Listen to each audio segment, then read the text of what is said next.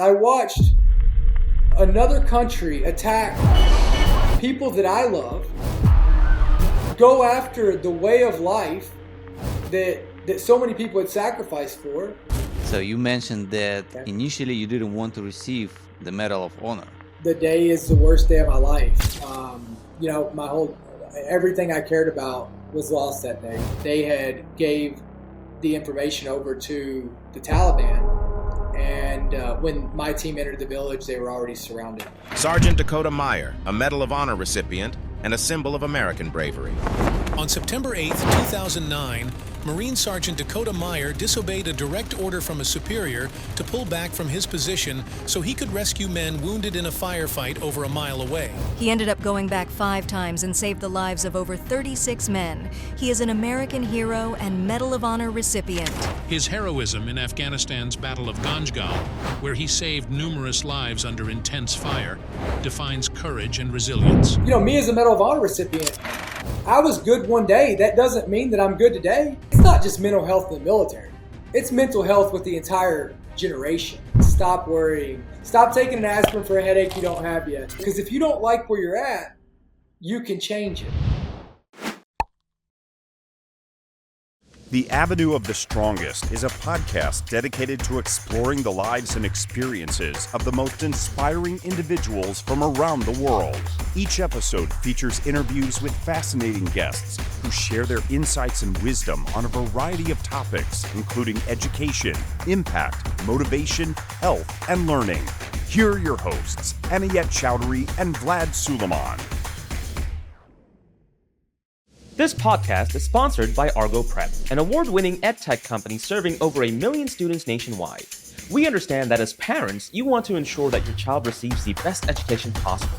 Say hello to ArgoPrep. With over 15 plus educational awards earned in just the past year, ArgoPrep's platform offers your child video lessons, quizzes, drills, printable worksheets, and more. Best of all, your ArgoPrep subscription comes included with 4 comprehensive digital workbooks that cover all 4 subjects: math, ELA, science, and social studies. Visit argoprep.com today and start your free trial.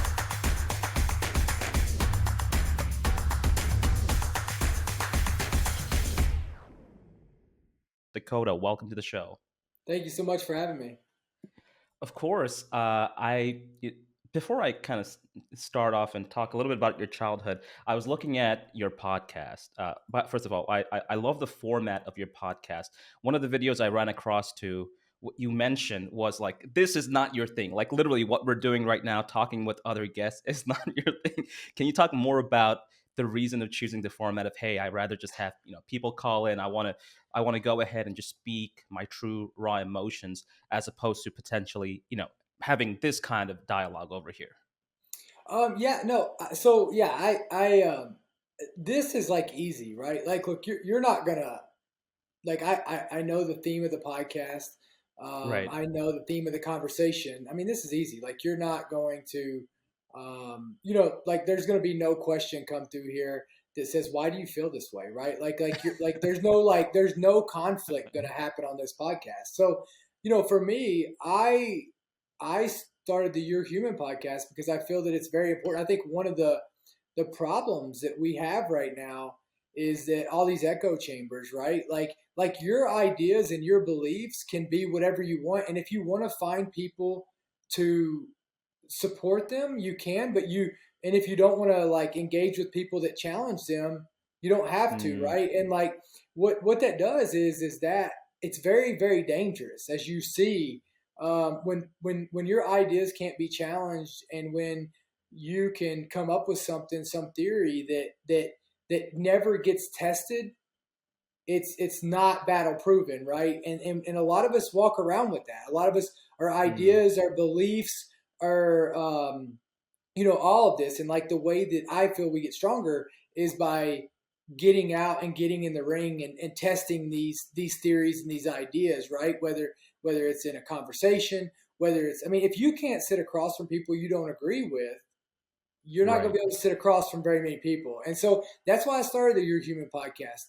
People can call in. It's honestly really good for me because I don't know what the next question is, right? Like the integrity of the show is is as authentic as you see it. I step in, like, sometimes the guy that produces it, he'll call and make sure people are going to answer, but there is no vetting, right? Like, anybody can call. You can call with anything that you thought about and any question you want to bring up, something I said you don't like, right? It's all on the table, ready to be challenged. And I think that that's very important. I couldn't agree more, actually. That is such an important thing that most people don't realize. They have this set of beliefs, they surround themselves in the same set of beliefs in the community or whatever it is, or join a specific subreddit or a group, and you don't ever find yourself challenged often enough, maybe never. So that is a very good point. And Dakota, is it okay if we steal that idea? Because actually I love that idea of a live call. And I don't know, Vlad, you're the tech person, so we need that, because that is raw and authentic. So Yeah, we're gonna have to go ahead and do that. But you I should do it. absolutely love that. Yeah, Yeah, I love that. you should do it. Yeah, and Vlad, listen, my guy, it took us a while to figure out. And, everybody I talked to, they were like, how are you going to do this call-in show? And, like, there's, like, obviously behind the scenes, there's a lot of logistics to it. But, we're on episode 11 that we'll shoot as soon as I get off this podcast today. But we've got it dialed in. And honestly, I probably can't take a tenth of the calls that call in now. Mm, And yeah. how do you get these calls? I mean, you send an email campaign before the podcast, or Yeah, so, like, how do people know that they can call? So I promote it out on my Instagram, right? I go live. So I promote it that way. You could send out an email, but we have a Google number, and that number turns on that day, and we shove it out to make sure everybody knows, and and people are starting to get in the habit of being able to call. And so they'll call in, answer the call, and then have the conversation. No, I truly love that, and I do. I was watching a couple of the videos that you had posted on YouTube. Absolutely love the format, how it's styled, and you're right. It is very raw. It's very real, and it's a challenge, and that's the fun of it. So I kind of want to now go back and learn a little bit more about your childhood. I love the story about how you decided to join the Marines. Obviously you've talked about it often, right? So I do have a very good picture of the story, but I'd love to take our audience and let them understand. So you're a senior in high school, is that correct?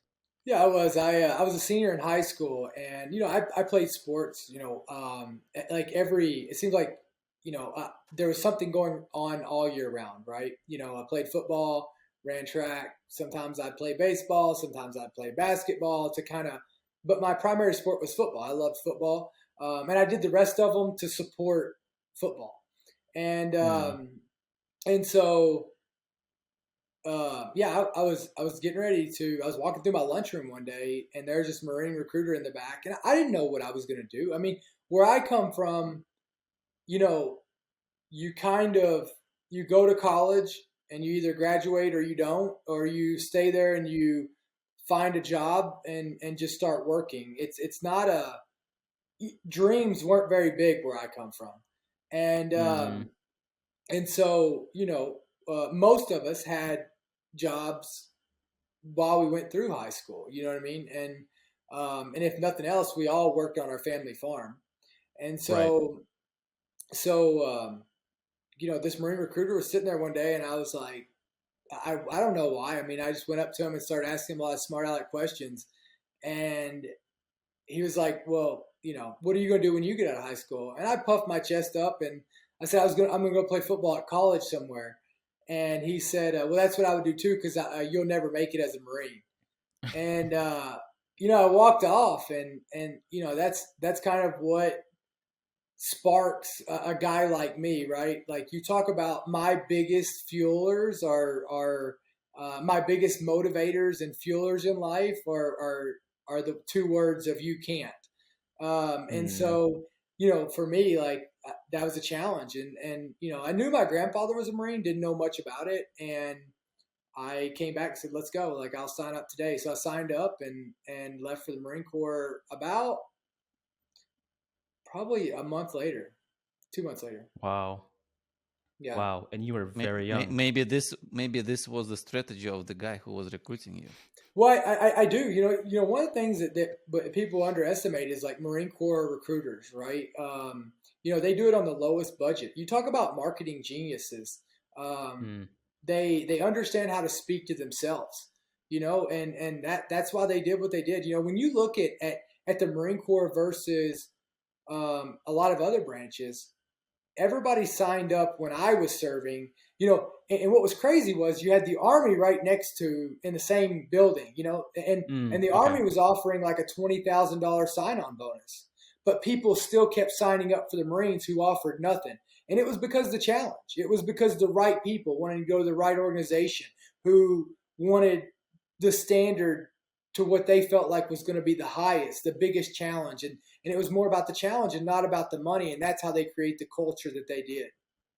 Hey there, before we dive back into the episode, I wanted to stop for just a brief moment and express our heartfelt gratitude. Knowing that you've chosen to spend your time with us, to listen and engage with our content truly warms our hearts. Every story we share, every topic we discuss is made much more meaningful if you are here with us on this journey. If you found value in what you've heard so far and you're excited as we are about the episodes to come, we'd be so honored if you'd hit that subscribe button.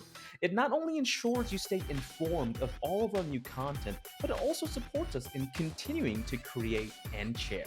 From all of us here, a sincere thank you. Now, without further ado, let's get back to the episode. I want to spend a little time talking about that mentality that you had early on when you joined the Marines. I think it's very important because a lot of the speeches that you give now or over the past several years, when you go on and talk to classes, you always say, hey, don't sign up to be a Marine to go shooting people. Yeah. Right? Don't get amped up for that. You do not want that. But as a younger version of yourself, you did find yourself in that place, correct? Like, I guess it's interesting because when you're that young, and I would imagine I would be the same way. Do you feel like that's a common trend? It's just like when you're young, that's what you seek for, that thrill. I mean, It's hey, I get to. Yeah, go you ahead. see corporations also pushing it because they have all these games where kids just sitting all day long and shooting people, and this is what they expect. This is what drives them. I didn't grow up with that, right? Like I didn't grow up with video games. And honestly, those first shooter games came after the war in Afghanistan, or the war in Iraq and Afghanistan. Right. They started coming out probably the mid 2000s, right? Call of Duty jumped on that. And I do think that now there's an effect of that, but like what I'll tell you is more from where I come from. It's about honor. It is specific to men. Men were created to defend. We were built the way Right. we are to defend, to protect, to provide. Like that's what you can't argue it, right? All the way down to how our metabolism goes, how Right. women can Right. store calories and men can't, right? Like it's just it's all there's no arguing it, the science. And so I think as a man, you want to earn your stripes. You want to be tested. Like that's what it is. It's not about this glorification of making others suffer, but there is something about being. I mean, why do men fist fight, right? I mean, why there's this testing of I mean, there is a pecking order, whether you like it or not. Whether you walk into a gym, Right. I mean, every room you walk into, it's a natural instinct for you to measure up to everybody in there, right? And it's healthy. It's a good thing. It's a good thing to know where you're at in this pecking order, because if you don't like where you're at, you can change it. You can fix it. You can go spend your time getting better. And so I think for me growing up, I grew up around hard men. My grandfather is one of the hardest men I've ever met in my life. My dad is an incredibly hard man. When you talk about, and I'm talking hard of like hardworking, I'm talking about fundamentally sound. Like you're not gonna make my dad question who he is. You weren't gonna shake the foundational principles of what my grandfather had said. I'll never forget. My uncle came to me one time, and he like talked about our last name. There was pride and honor in that. And just when you think about it, there's been a lot of people try to protect that name. That name's going to be on a tombstone one day, and people are going to think of your last name for some way. It's like a brand. And are they going to remember you as a good person, as somebody who was part of the community, as somebody who took up for others? Or are they going to remember you as an asshole, right? And that's like, you get to select that, but don't forget that other people have spent their entire lives trying to protect that. And so I think that, like, me going over and wanting to serve my country, I mean, I watched 9/11 happen. 9/11 was my generation's Pearl Harbor. Yeah. And say what you want about it, like, oh, there was no weapons of mass destruction, all that. Like, yeah, anybody can sit on the couch and talk smack about how Tom Brady played on Monday morning, right? And what he should have done.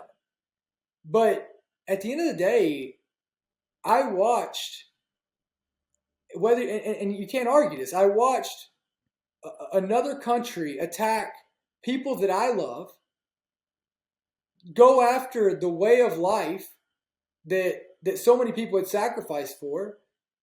They caused generational suffering.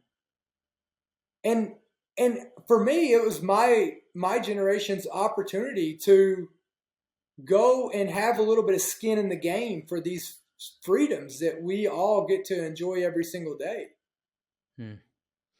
I think it's beautiful how 9/11 has impacted us all universally. I remember very specifically, I think I was in third grade.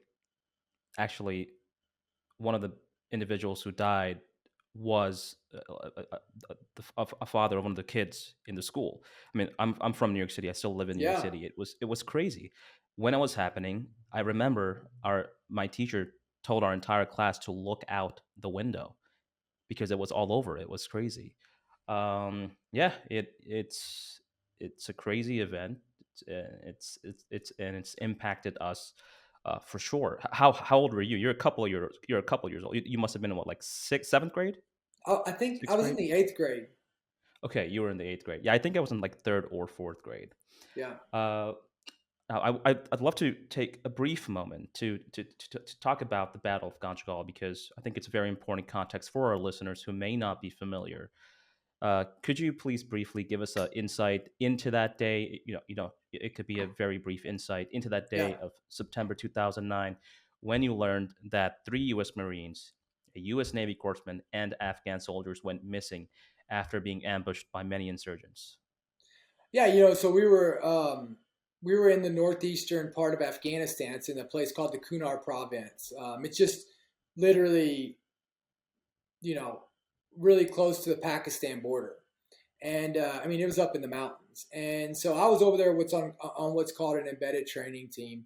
There was 4 U.S. and 80 Afghans on a base. And basically the concept of what we did is we were training the Afghan National Army. We were working with them so that way when we left, they would be able to sustain taking care of their own country, right?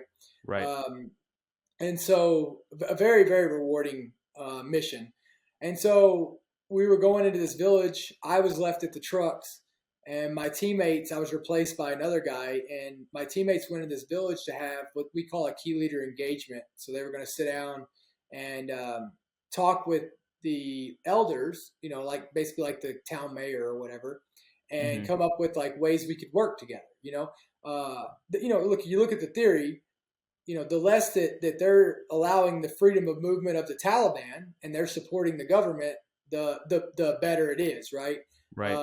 And so we went in there to do that. My team went in. Long story short, they got set up by the elders. They had basically gave our plan over. One of the guys on the team had on the Afghan side they had gave the information over to the Taliban, and when my team entered the village, they were already surrounded, and so it turned into like a 6 to 8 hour gunfight, and we requested 3 or 4 times to go in, and me and a driver went in, and over probably 4 or 5 hours, we just kept getting out, treating the wounded, and then at the end of the day, we found my teammates. They'd all been killed in the village.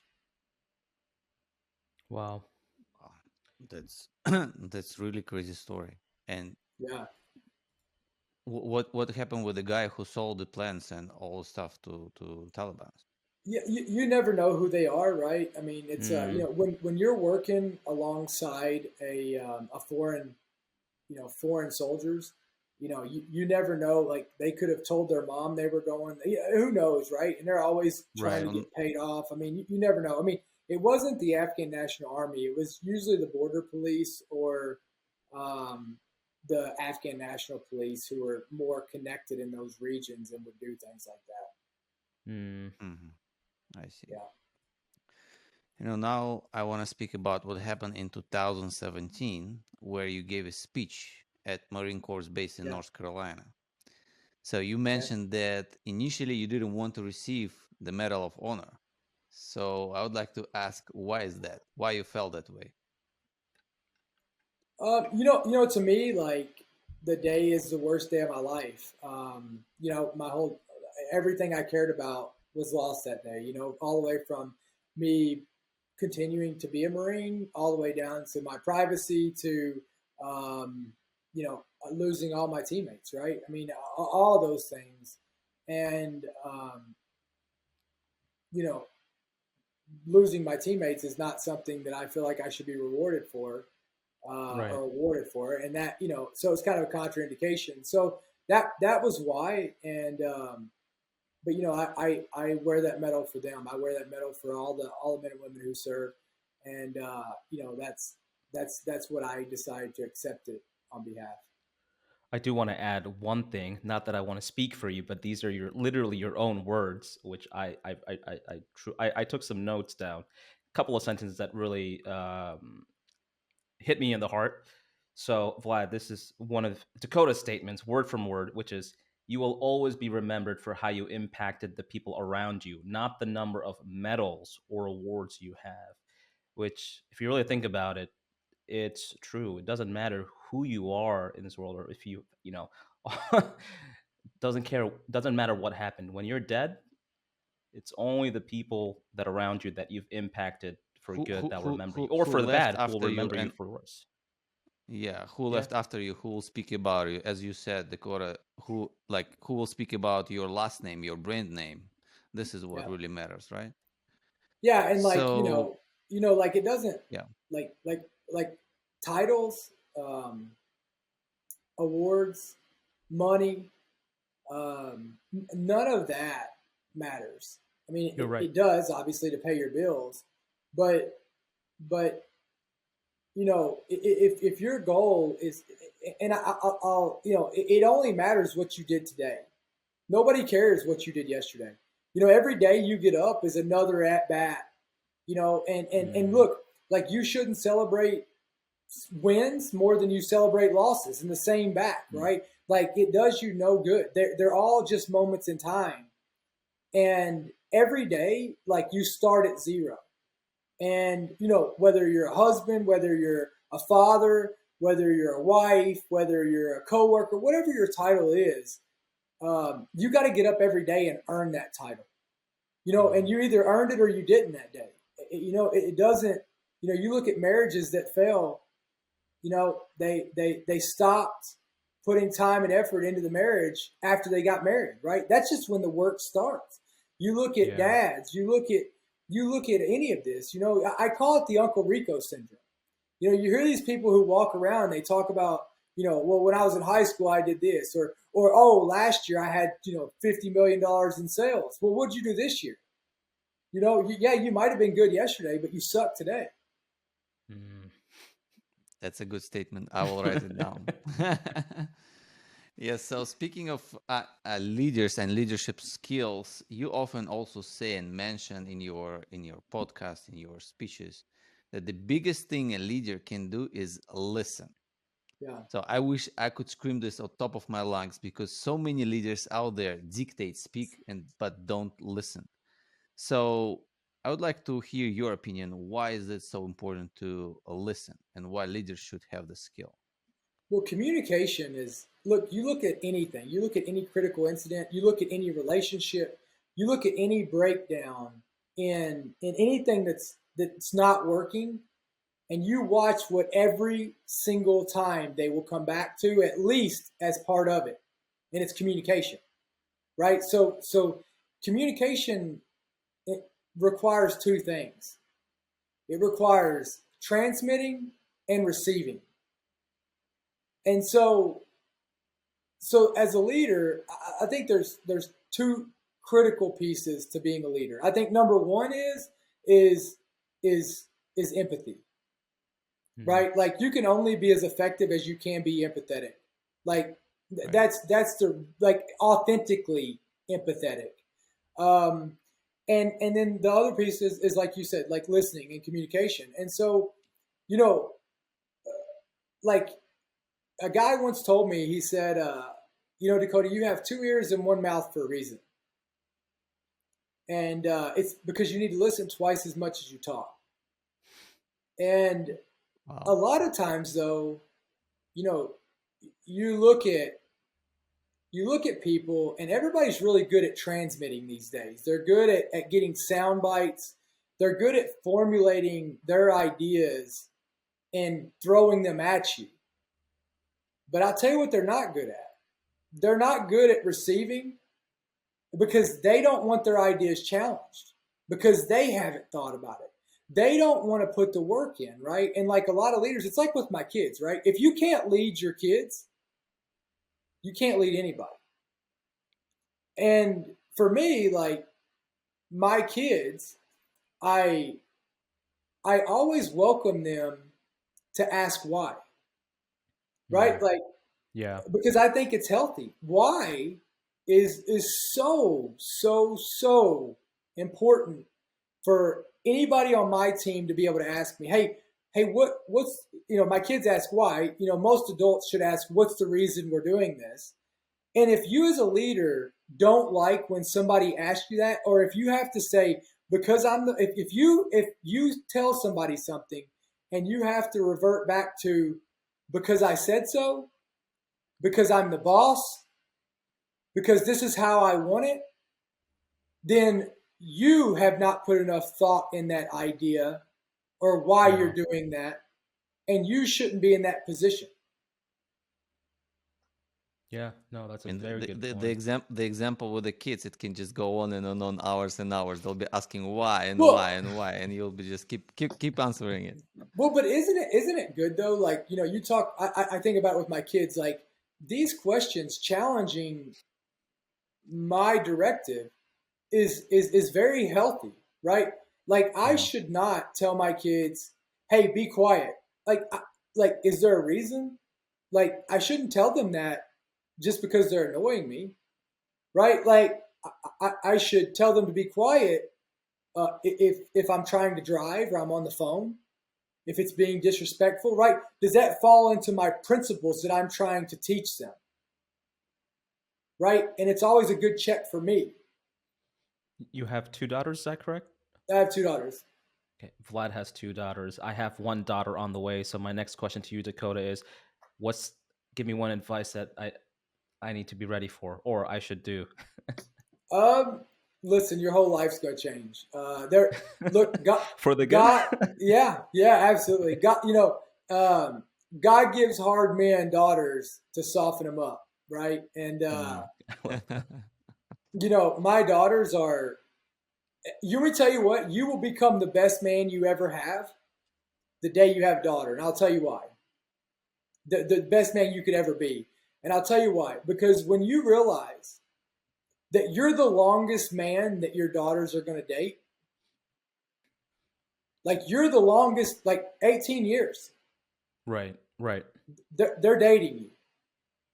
And how you treat them, how you show them that women should be treated, the expectations you set with them, how you treat their mom, whether you're with her or not, how you talk about her is going to be the mirror image of what they're going to date later on, because the best man in their life should be their father. Right.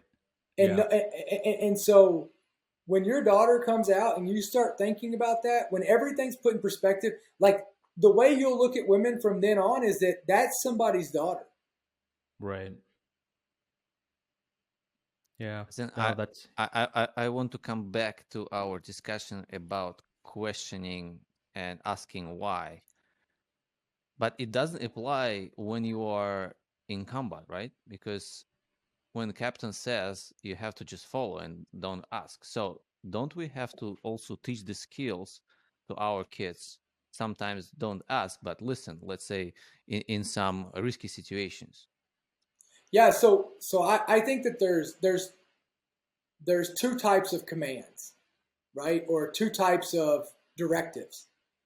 There's immediate directives, right? And then there is, directives that aren't that immediate. And so, for example, you're right, but let me go ahead and add on to what I was saying, is when you have an explanation and your kids can trust your commands, don't they just start getting to the point to where they listen because they know the reason? Don't they start building trust? I think you can have one or two priorities of who you are as a person. You can either be liked or you can be trusted. If your priority is to be trusted, you're not always going to be liked.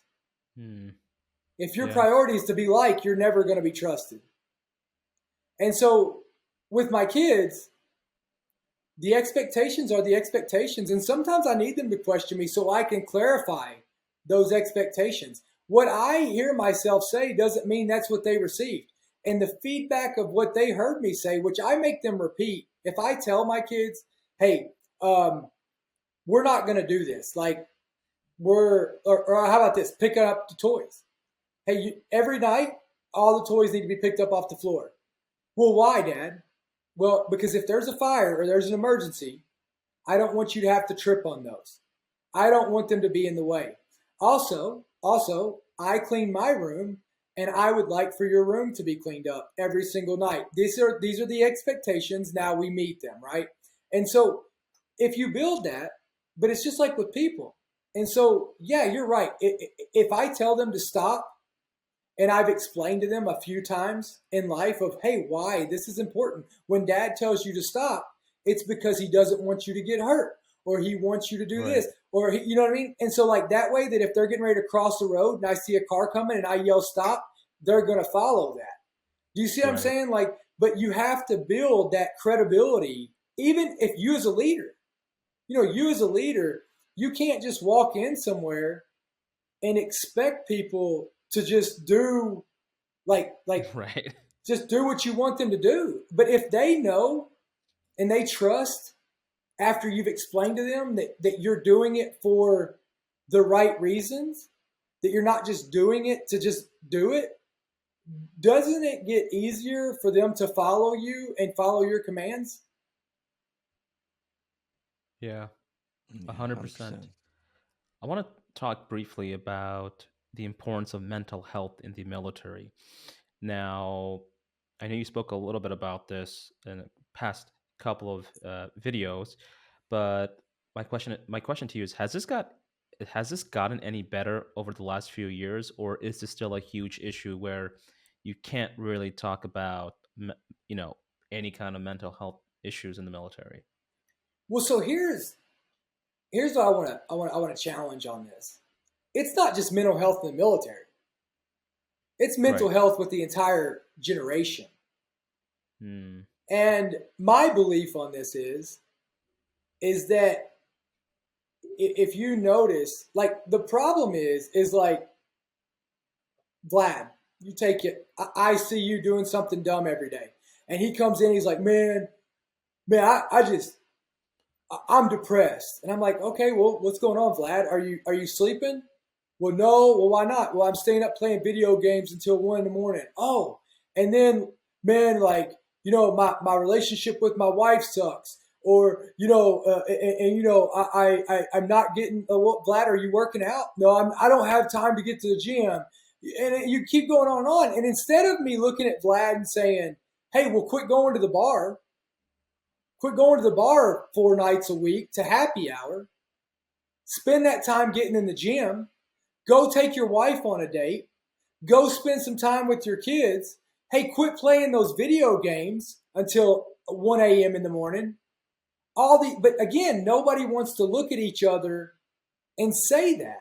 You know, I'm not saying that to single out Vlad's life.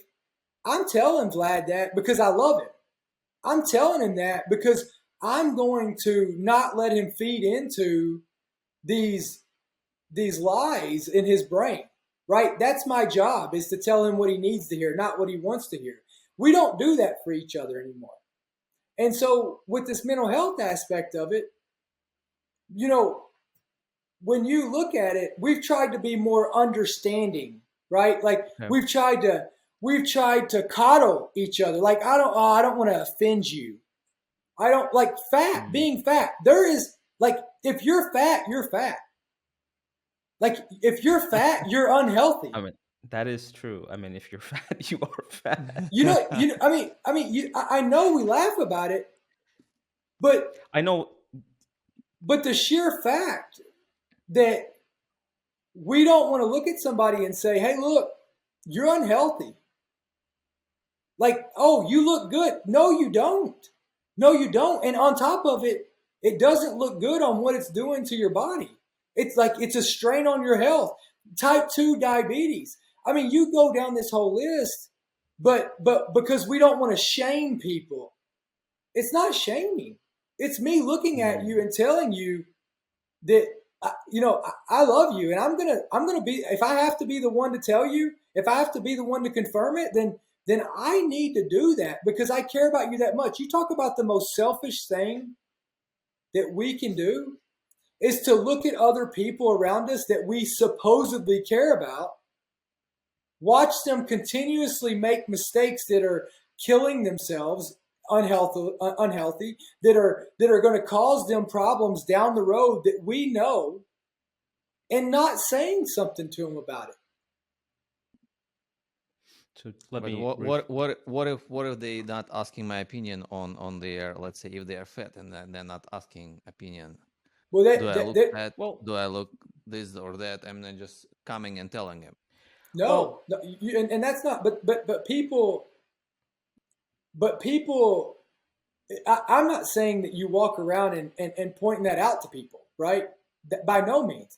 I'm telling you that inside your circle, I'm telling you that the people that call you and complain about any problems. How many people both of you? How many people do you have calling you that tell you that they're unhappy or that call you for advice? And how many do you get? How many do you get calling you worrying about this or talking about how bad things are? And a lot. And how often do you look at them and tell them to look in the mirror? I mean, exactly. You tell them, you give them advice. They call you for this advice. So you tell them what to do exactly, but they are not. But still, they are on the same point. So they're not moving on. Yeah, I think this is an interesting case over here because I know where you're getting at, but I think we fall into that category where I'm very transparent. Yeah. And I will call it out for what it is if I think that's the issue.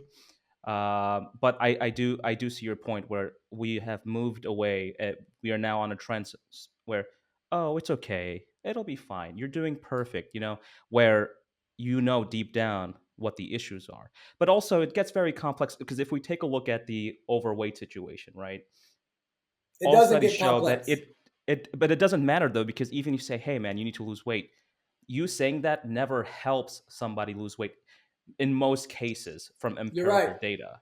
But, You're right. So what do you do? So you're right. You're 100%. And it doesn't get complex. Like, everybody wants you to make it sound complex because that is a way to avoid accountability, right?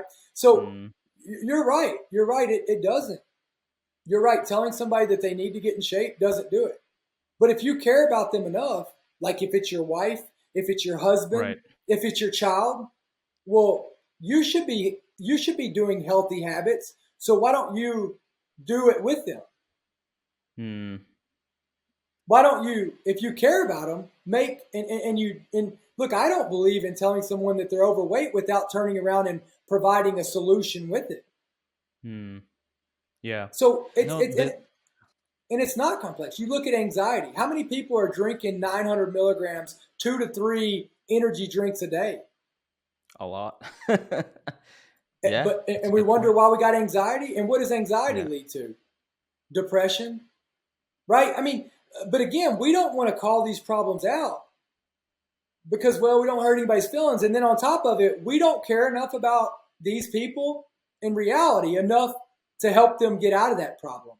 And that's the real issue. At the end of the day, the person themselves should be very determined and really want to change. I have a specific example. I have a friend. Yes, he's always complaining, and I'm saying, and just saying, as you said, will not help. I was doing with him. He's just dropping this and that. It's just. So what do I have to do? Just say you are a loser. You will never do it. I already doing it with you. I don't call anybody a loser, right? Like I think that I don't call anybody a winner either. I think we all are what we are at that moment, right? So like I think that when you come up with excuses, those are called loser excuses, right? Because that's going to get you a loss. But I don't think that anybody is, I don't think that anybody is, we all are earning every single moment what we are, right? Like, and I don't think that you've ever just earned the title forever. You know what I mean? Definitely. And so, me as a Medal of Honor recipient, I was good one day. That doesn't mean that I'm good today. It doesn't mean I'm not a piece of shit today. Right. And so what do I tell you about your friend? Well, he has to make his own decisions. It's all about, it's like taxes, right? You pay your amount, I'm going to pay my amount, right? There's responsibility in this. But what you do is when he calls you and he's spitting out this negativity, these are the thoughts in his head. And you just have to challenge those back to him. Eventually, he'll either start listening, he'll stop complaining to you, or he'll quit calling you. Do you see what I'm saying? That's right. Yes, that is true. Yeah. And people need this. And I'm not saying, by no means am I saying go out and judge people. That's not it. But what I'm saying is like, look at each other and hold each other accountable to the dreams that they want to achieve. You know what I mean? Like it's their standard. They set it. But like, I'm also not going to buy into these ideas of that you've made to these around a set of emotions. Look, nothing's complex. Nothing's complex. I don't care. You can throw any scenario you want to at me. But what we've done is the world has gave us all these outs. And guess where it's got us? It's got our mental health back to what we started this with. It's got our mental health at an all-time low. People are more depressed than they've ever been. People are more unhappy than they've ever been. Hope, like people in the world, like they're hungry for hope. They're hungry for good because all you see is people feeding you. And here's what's crazy is you get to social media, you don't even have to know your problems. You can look everywhere on there and other people will tell you your problems.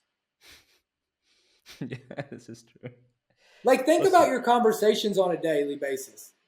So think about it. And I want you to check this when you get off this call. And people, the next 2 days, I want you to think, like, watch this. How many conversations do you have based on hypotheticals? How many worries do you have based on, like, well, what's going to happen if the economy is going to crash? Well, what if China does this? I mean, we've been hearing this shit for 20 years. Yep.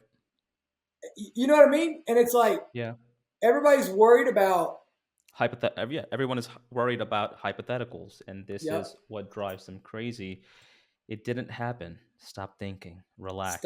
Stop worrying. Stop taking an aspirin for a headache you don't have yet. Yeah, worry But when I it mean, happens. this is a very it's a very interesting topic to see where we are today as a society, because I mean, listen, similar to your parents, I mean, my parents are immigrants. I've never heard my dad complain once. He was also a very hard man. And I mean, if you ask them, it's just like they don't know what the hell you're supposed to be depressed about, because, if anybody should be depressed, it's my dad. Working 7 days a week. He's still 65 years old. We lived in a tiny apartment. He could barely afford to even pay rent to cover us. He was working day in and day out. And here we are, we have food, we have shelter, and yet so many of us are unhappy. But anyway, I'm not an expert in this topic. Nor do I read the empirical data, so I don't know. But yes, we have gotten into this new generation. There's something going on. So with that being said, what is that? What does future recruitment look like then?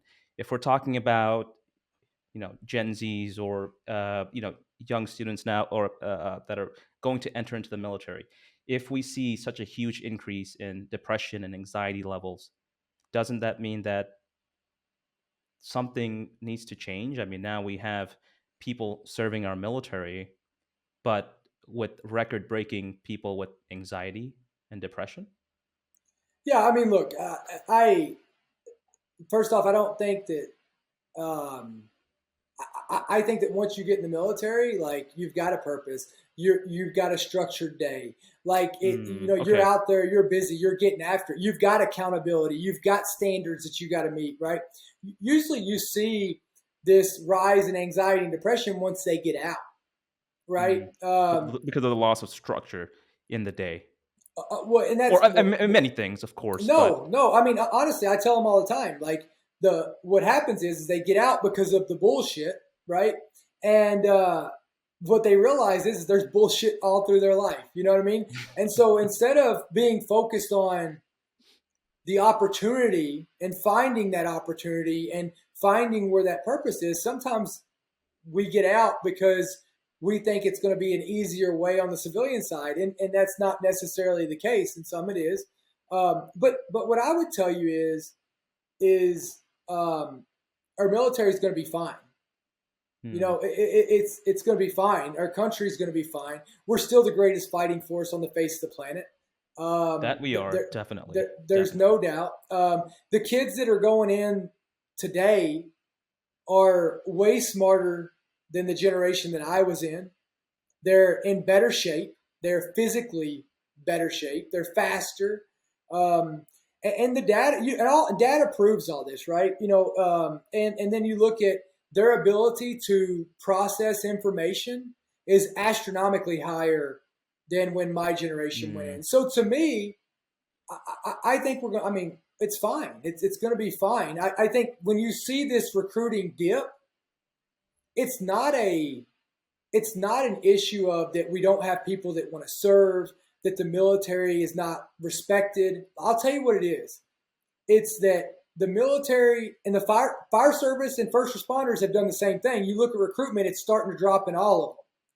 Okay. The problem is because they rode off of the 9/11 wave, right? Their marketing, the best marketing for first responders and the military was 9/11. The further we get away from that, they never evolved with the marketing and being able to target the generation that we have now, right? And so I think that once we get that gap bridged, like, that's going to be fine. I think it's just a recruitment. It's a marketing problem. That's a very good point. I never thought about that. You were spot on, actually. I want to talk briefly about. So you've obviously had the privilege and experience and opportunity to experience different countries and cultures firsthand. Do you think it's important for individuals? I mean, well, I know this is kind of a rhetorical question, but for individuals to gain a broader understanding of how people live around the world. And I know we already talked a lot about this, where people should always be challenging themselves, but I think it's very important for people to go out and see how other people are living. Yeah, I mean, Sorry for interrupting. There is statistics that how many, I think more than 50% of US citizens doesn't have the travel passport or something like this, and they're never traveling really? outside of the US. Oh, I believe it. Speaking of learning different cultures. Yeah. Yeah. I agree, right? I think you should always be getting to know other people, right? I mean, look, we are extremely fortunate that like you can pretty much get to experience most cultures without leaving the United States if you wanted to, right? Yeah. I mean, you can go to New York City and you can experience all of it, right? And I think it's very important for you to. I mean, look, I think the most important thing that we can do is to care about each other and to love each other. And so the only way you do that is by getting to know each other and understanding each other. And like, so I think it's very, very important. I think it is. I mean, the United States of America is the melting pot. It is the place where everybody can come and be who you want to be and be whatever religion you want to be. I mean, there's no other country that's freer than the United States of America. You can talk as much smack as you want to about it, but I don't see any other country limiting how many of us can go there. That's not our enemy. You know what I mean? I don't see Mexico trying to put a border wall up because everybody's leaving. I don't, you know what I mean? And so, so my piece of it is I think it's extremely important to go and understand cultures, to understand people, because that's how you grow and how you get to know others, right? I mean, it's such a cool thing.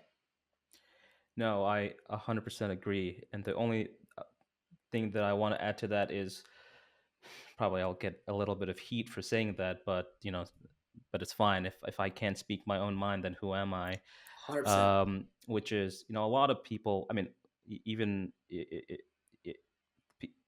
people that I talk to on a daily basis, something that I hear often is America sucks, America sucks, America sucks, America sucks, which is just mind-boggling to me. I mean, sometimes I don't understand how people can criticize. Like, listen, everybody can do a better job. Sure, can the United States be much better? I'm sure it can be, but it is literally, I'm sorry, it is the best country in the world. Okay, well, and the people really, who are saying they're still in US. Exactly. So they're they're cheating in their own bed, So exactly, and I believe what you want. I don't care, but like, why if it's so bad, why don't you move? That is exactly. Yep. That is a great question. You know what I mean? Like, I remember, and like, we don't know politics, but I remember all these people, these high profile people came out and said, oh, and they do it when both sides, right? When Biden won, people said they were going to move. When Trump won, people said they were going to move.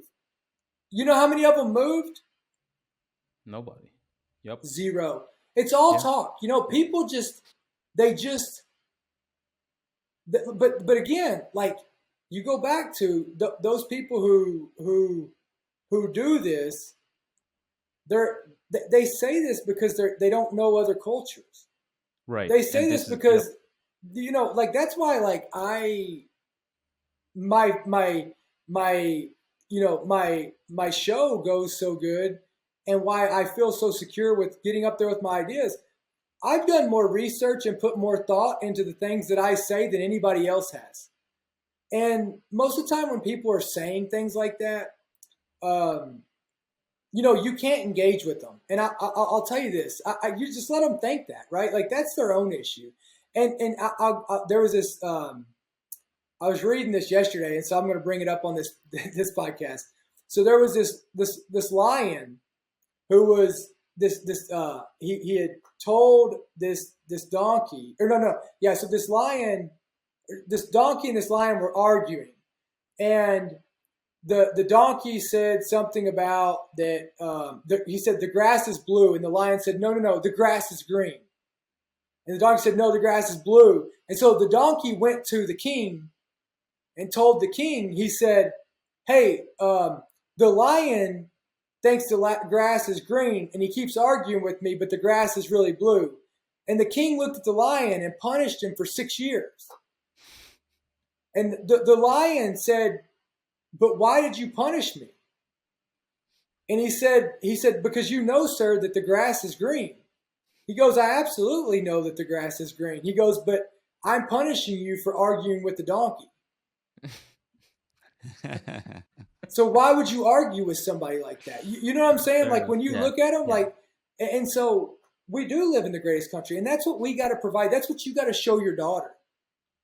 You know, that's what you got to show your daughter. That's what I got to show my daughter, is that no matter what belief or idea you have, there's always going to be those people out here challenging it. Right. Always.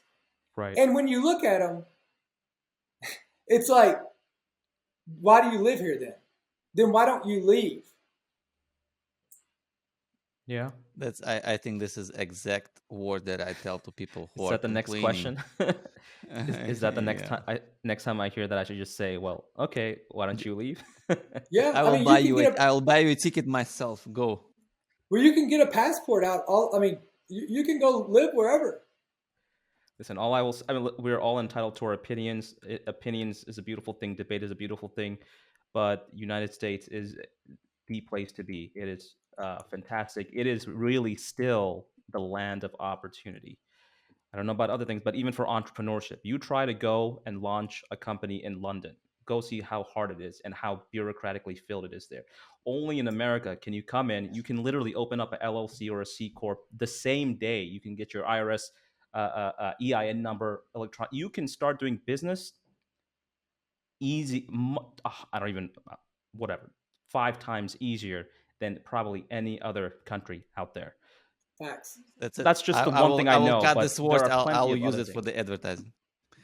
But now, if you're looking for an easier place to live, there probably are other places.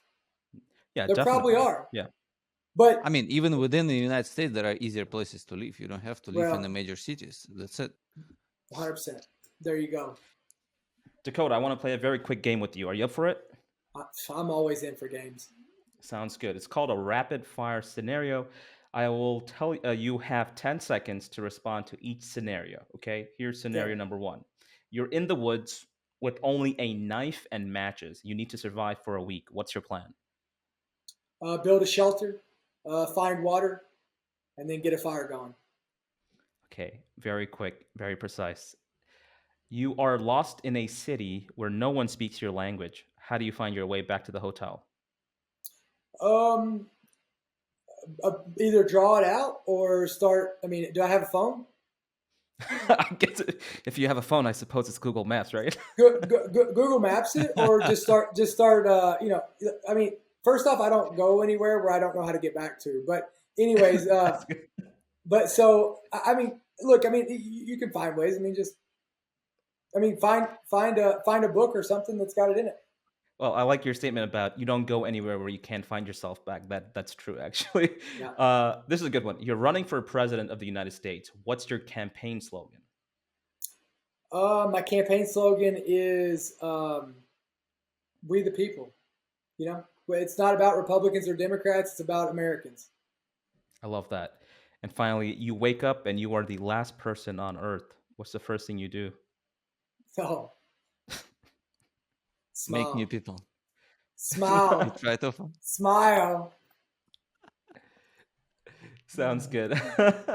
I'm flat. Enjoy my peace. I have one last question. We'd love to ask this question to learn more about each guest. Who has been one of the strongest or most inspiring people in your life, and what lessons have you learned from them? You know, I've my grandfather really, he kind of set the premise, but you know, Vlad, the cool part about me is I'm surrounded by incredible people. Like, I look at, if I'd name the top 5 people that are around me, I mean, I leave every time with them just in awe. And like, I know I don't take a day off because I know that just the fact that I have the privilege to be in their circle, that I have to spend every moment earning that spot at the table.